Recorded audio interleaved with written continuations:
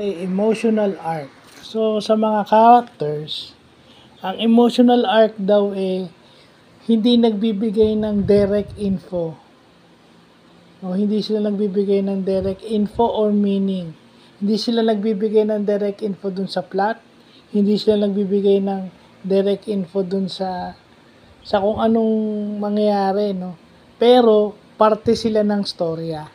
So, ang example daw ng emotional arc is yung change in intensity. Ibig sabihin, halimbawa malungkot ka, pero yung tindi ng eksena, yun yung emotional arc. Okay? Halimbawa si Tanggol, di ba? Nung namatayan si Bubbles, alam nating malungkot si Tanggol.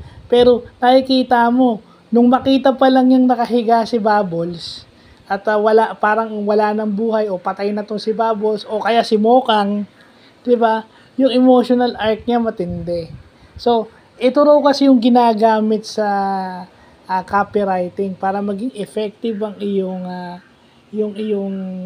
copywriting. Kailangan ka raw gumamit ng emotional arc sa marketing to.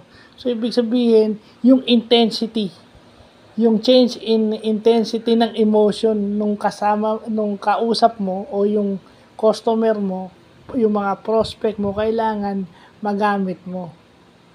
Kasi may time anxious yung mga yan, balisa, skeptical, diba? Yung emosyon yan paiba-iba.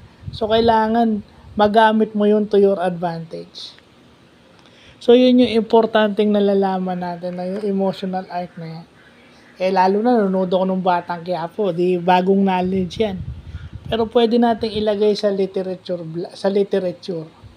No, ba sa mga animes, di ba? Yung emotional arc. Kasi yung nabasa kong example, yung kay Naruto. So, yun lang po.